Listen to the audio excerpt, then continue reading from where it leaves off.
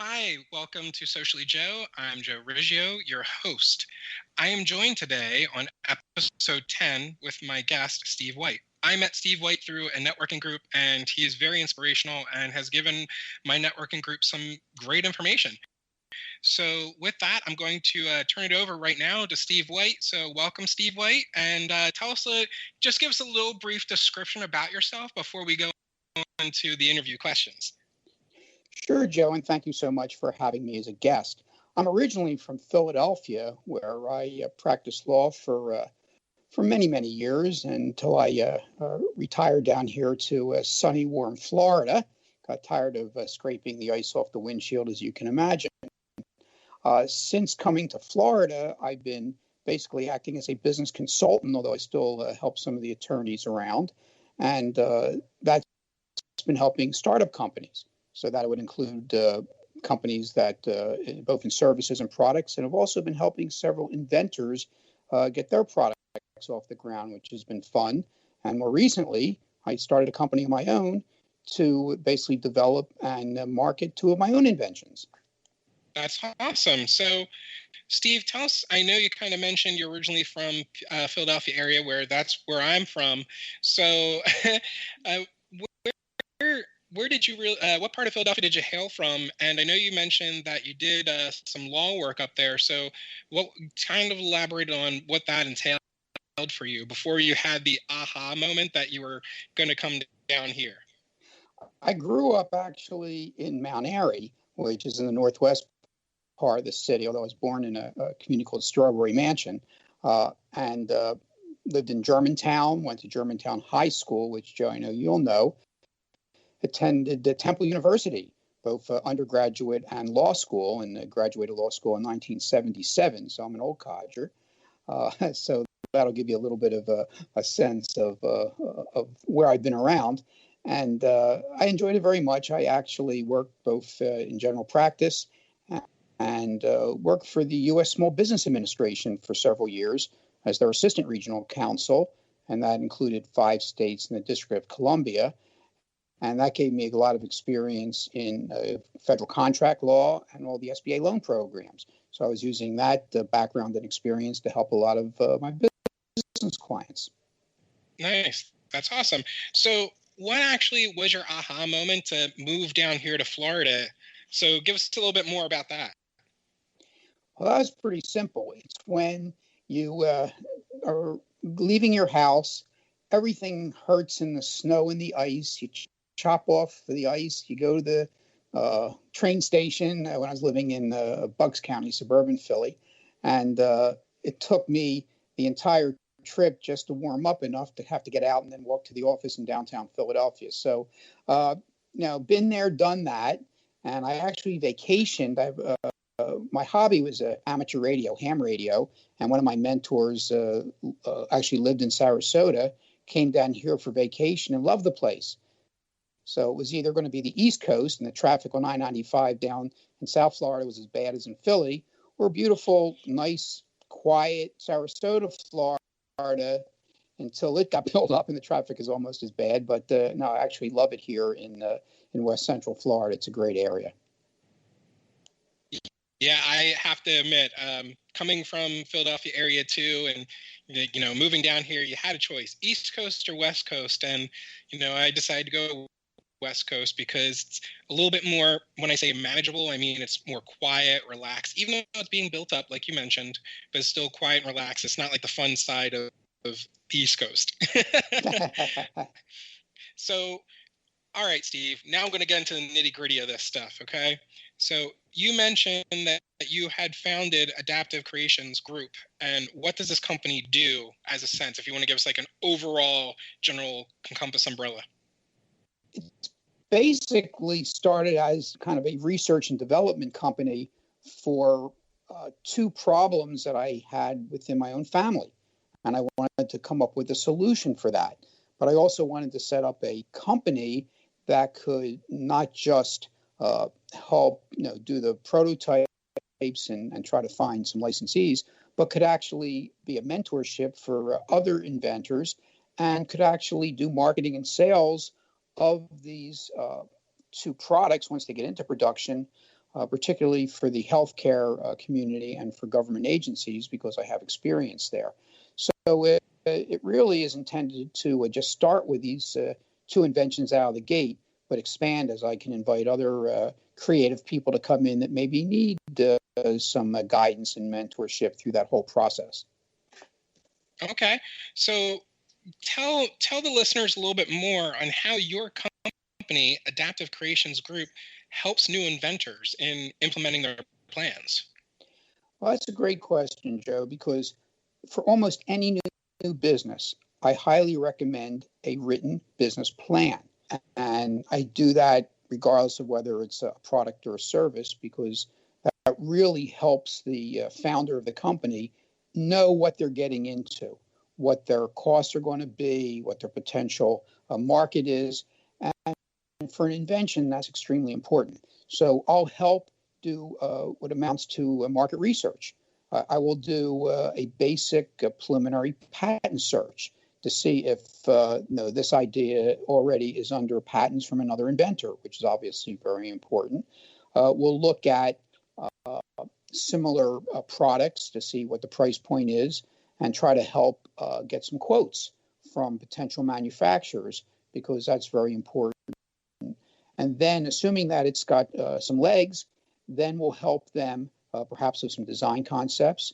I have a partner at Adaptive Creations that has a 3D printing entrepreneurship center not too far away, and they can 3D print some prototypes. We have a very gifted mechanical engineering student at UCF that does our design drawings. Then I can also help draft a preliminary patent application to protect their vision for 12 months. And then eventually that gets referred out to a regular patent law firm for a utility patent or a design patent, depending on which makes the most sense. And that would give them up to 21 years of protection. So it's 12 months for provisional, 11 years for a design patent, and 21 years for a utility patent, which is kind of the gold standard. Nice. That's good to know. So, Steve, I have to ask, because and Socially Joe is about helping entrepreneurs and 9-to-5 people and anyone else. You mentioned a business plan. You don't have to go into a whole dive deep, but I think it's very important for the listeners to know about maybe a little bit about a business plan and what needs to go into it in starting anything, because obviously this is not just for inventors, it's for starting your business as well. Am I correct? Absolutely. The style that I use, and it's somewhat unique to the way I like to approach these. Obviously, you're going to have an executive summary, which is an overview. You're going to have basically the organization. Now, in Florida, for example, it's very easy to online to set up a limited liability company. You can set up an S corporation, and for a larger company, maybe a C corporation. So you need to have some entity, and it would take a little more time than we have here to go through the pros and cons, but that would be something that we would discuss and then include in the business plan. If you have other partners or investors, we might have to talk about an operating agreement or a shareholders agreement, and that would be discussed. Then we have the market. Who basically would want to buy this? What are the potential competitors? That's something you have to be honest with. And then and resources, you need equipment, offices, then the financials. And the way I do it is I have a first year cash flow, because cash is king. If you run out of money, you're out of business. And this helps you figure out how much startup capital you need, whether it's loans or investors. Usually a 3 or 5 year income statement, also known as a profit and loss. I like to include also a balance sheet. And then I like to do a payroll summary, because labor is frequently the most expensive cost. But I try to anticipate virtually everything that has to come out of that checkbook and try to get quotes and figure out just what the business needs. With that, then you can project, of course, you have that cost of goods sold if it's a product. You can project your gross profit. And gross profit basically says, can you put food on your table and pay your mortgage or your rent after you take care of all the business expenses? And with all that, then you can take that and go to a bank for an SBA loan, for example. You can go to potential investors, friends and family, angel investors. There's a whole range of financing options to get your business started. So that's an overview of what a business plan would generally contain. Yeah, and I know, I totally agree with you. To go over a full business plan would take time, and we just don't have that time on here. But it's good to have the overview of a structure of what you're looking for. And I know you mentioned SBA loans and everything like that. And obviously, in this time that we're going through, SBA loans are the biggest thing in the world that people are going through. But we're digressing a little bit, and that's going to be a different subject that you and I could talk about later on. Right now, we're going to go back to Adaptive Creations Group, and I know your company had created a hands-free support system. So tell us a little bit more about that, and tell us a little bit more. And how did you actually come up with this idea for this product? Well, it's actually my dad, who unfortunately passed away last August, and he was a veteran of the Army officer, 44 years of service. In his later years, when my sister and I were caring for him, he developed some significant Parkinson's disease. And one morning at breakfast, his tremors were so bad that he dropped the coffee mug, could not hold it anymore. It shattered. Hot coffee went over himself, his clothes, the floor, everything. And we knew this was just too dangerous a situation. And I started coming up with concepts for a support system that could hold his drink in such a way that it would not spill again. Now, we've gone through a number of iterations, but what we figured out was it's not just drinks. It's also could be used for many other things that would need some kind of support system. Now, our current design actually has 5 different ways to adjust it. So it can clamp to a dining room table, a wheelchair, an IV pole. It could be used in a hospital tray or a recliner with support. So on the basic drink holder, you have an attachment for a cell phone or for a little tablet. We have a book holder. We have a snack tray that can support a computer notebook like a Chromebook or a Surface. We have a full-size food tray that can support a laptop. So now you see we can use it for many, many applications, both at home or in a hospital, a rehab center, nursing home.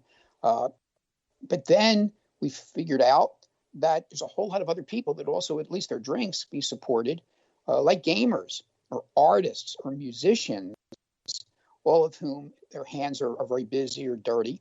And so it took on a bit of a life of its own. And now we're trying to find companies that want to help get this manufactured and put it into essentially marketing and sales mode. So that's the exciting part for that invention. But it all started because there was a serious need to protect my dad due to his tremors. Yes, and I met your dad the one time. You brought him into our networking meeting, and it was an honor to meet him.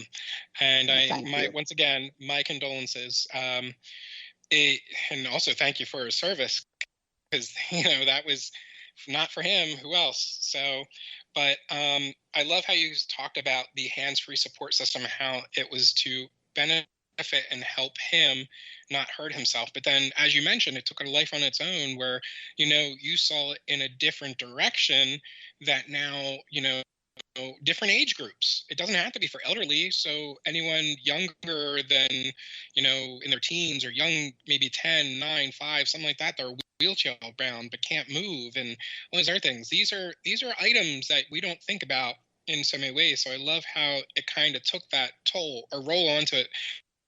But if I were to ask you, if you could elaborate probably a little bit, how long did the inception take from when you had the light bulb moment to actually when you had James do the video shoot for you? It was a little over a year.